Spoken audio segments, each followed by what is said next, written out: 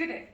Today we're going to be looking at a mammalian kidney, which are pretty standard across all the animals. So if we looked at a human kidney or a pig or a sheep or even a cow, they all work in pretty much the same way. The job of the kidney is to filter the blood system. So it has to remove all the nitrogenous waste from the diet so that we can get rid of them. Otherwise they're going to build up and become toxic in the blood system. So this kidney that I have today specifically is a sheep kidney. So it's a little bit smaller than the average adult human kidney, but essentially all the parts and processes work and look the same.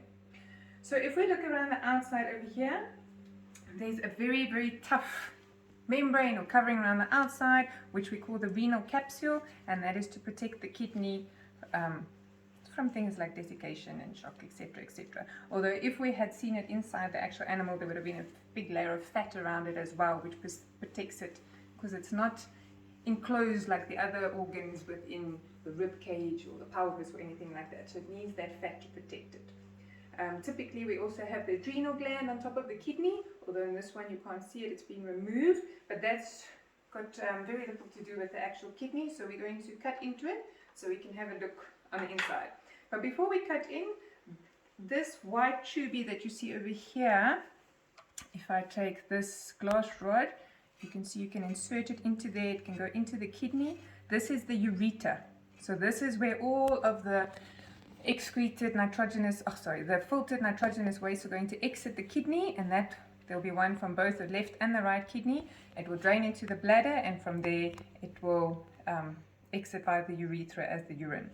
You should also see the renal artery and the renal vein. There's a very small opening over there. Let me see if you use the dissecting needle. You can see an opening coming over there. That would have been either the renal artery or the renal vein, which is bringing the blood in the kidney to be filtered by all of the glomerulus, or the nephrons, which, as you know, are the filtration units of the kidney. Okay, so let's get started. Okay, so this is our kidney on the dissecting board, and we're going to be using a scalpel. Scalpel is very, very sharp, so you have to be very, very careful when using it, and cut downwards always. Don't cut across, otherwise you might cut into your fingers, cut your skin, etc.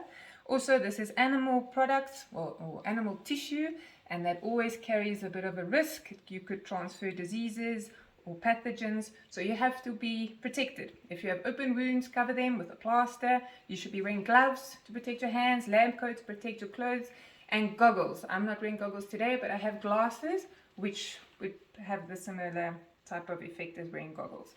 Okay, so we're going to cut this kidney longitudinally with the scalpel.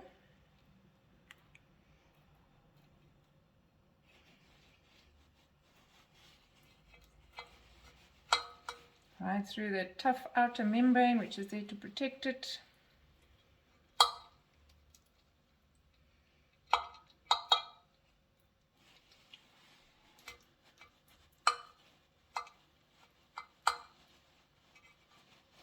Alright, and there you can see our dissected kidney. Right around the outside, if you look very carefully, there's a darker, use the dissecting nail, the darker layer over there, that's our renal capsule. And then you can see it looks like it's been divided into different layers. So this outer brown layer over here, this is called the cortex. And then this pinkish layer over here is called the medulla. And then inside the medulla we have medullary pyramids, or renal pyramids, and round about over there, just on the border of the cortex and the medulla, is where you're going to find all of your nephrons, which is the actual filtration unit of the kidney. So the blood, which would have come in by the renal artery, divides up, goes to all of these little nephrons situated around there, and there it goes through the whole filtration process. And then the urine, which is the waste product, carrying all of the nitrogenous waste, gets filtered down into the medulla, into all these pyramids, and inside each pyramid are thin little tubes called the ducts of Bellini, and the ducts of Bellini will drain into the calyces at the base of each pyramid, which you can't see clearly in this actual dissected kidney, but I will show you now on a diagram, and it's going to drain into the renal pelvis. So we have this whitish area over here is the renal pelvis, and the renal pelvis is going to empty it into the ureter. So this is the pelvis, the white area. This is the ureter that's going to exit the kidney.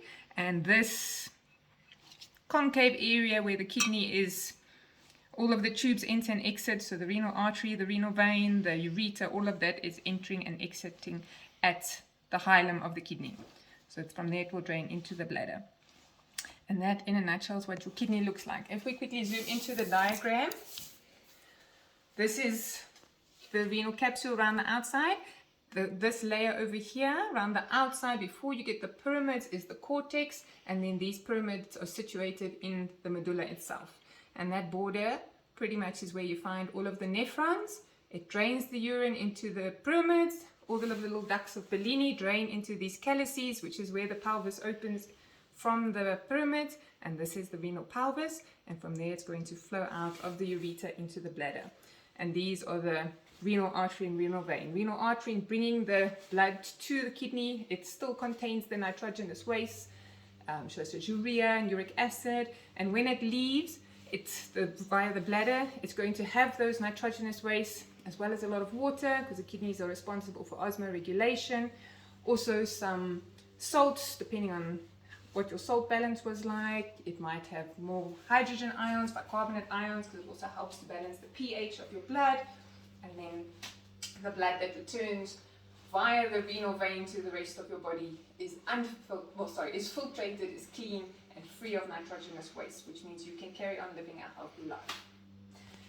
This diagram is a little bit more what you see when you look at the dissected kidney. So you don't see the pyramids as obviously as you do see them in the diagram, but you can see where they would be situated, where the cortex is, where the medulla is, and the renal pelvis. Essentially, they are the same. And that is the kidney.